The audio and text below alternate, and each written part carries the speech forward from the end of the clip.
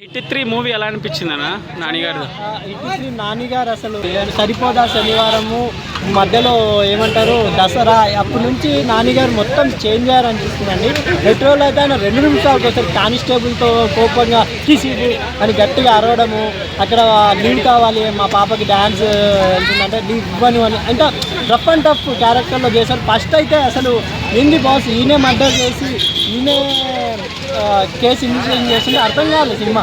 అంటే ఆయన double action లేకపోతే ఈయనే మర్డర్ చేసి వచ్చారా అన్నట్టు కన్ఫ్యూజ్లో పడేసారు డైరెక్టర్. నిజంగా లాస్ట్ వరకు స్క్రిప్ట్ చాలా గ్రిప్టింగ్గా చాలా బాగా ఇంట్రెస్ట్గా ఉందండి. ఒక న్యూ నానిని చూసినట్టు అనిపించింది. ఇంకా ఈ సినిమా గురించి అందరూ శైలేష్ గారు బాగా తీశారంటున్నారు, నాని గారు బాగా యాక్ట్ చేశారంటున్నారు. కానీ నాకు బాగా నచ్చిందంటే మిక్కీ జే మేయర్ గారు అంటే మనకు సీతమ్మ వాకిట్లో తిరుమల చెట్టు, తర్వాత కొత్త బంగారు లోకం ఇలాంటి మెలోడీ మ్యూజిక్స్ కానీ బ్యాక్గ్రౌండ్ మ్యూజిక్ అయితే భయ్య మిక్కీ జే మేయర్ ప్రాణం పోసేశారు.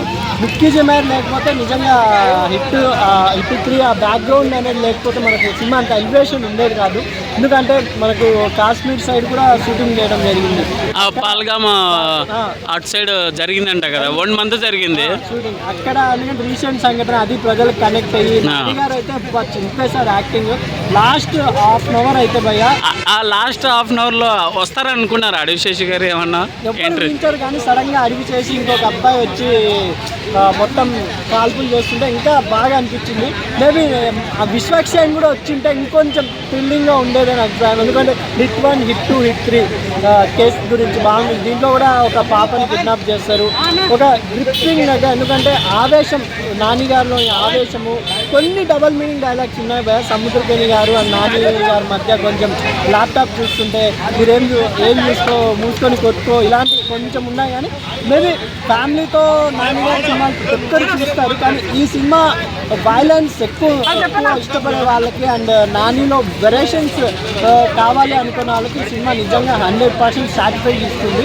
ఎందుకంటే మాస్ ఓరియంటెడ్ నాని గారు ఎలా ఉంటారో, ఎందుకంటే దీని తర్వాత కూడా ఆయన ప్యారడైజ్ అనే ఒక మూవీ వస్తుంది కాబట్టి దీనికి బ్యాలెన్స్ లెవెల్లో ఇస్తారు. నిజంగా నాని గారు కోర్టు తర్వాత ఆయన ప్రొడ్యూసర్గా తన హీరోగా హిట్ 1, హిట్ 2 తర్వాత వచ్చిన హిట్ 3 అన్నీ కలిసి వచ్చాయి కాబట్టి నాని ఈజ్ లక్కీ అని చెప్పాలి.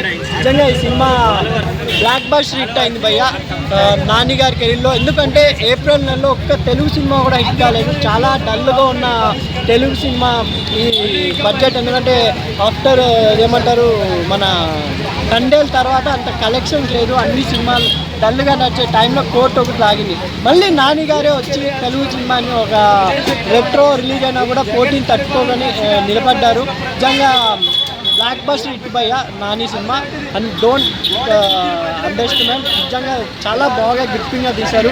జస్ట్ సైలెండర్ డైరెక్షన్లో సైన్లో ఒక్కటే మిస్ అయింది కానీ సైన్లో కూడా స్టోరీ వైజ్ బాగుంది. ఈ సినిమా ఇంకా చాలా బాగా గ్రిప్ చేశారు. ఒక మంచి డైరెక్టర్ నాని గారు శైలేష్ కోని పరిచయం చేసినందుకు హ్యాట్స్ ఆఫ్ టు నాని అండి.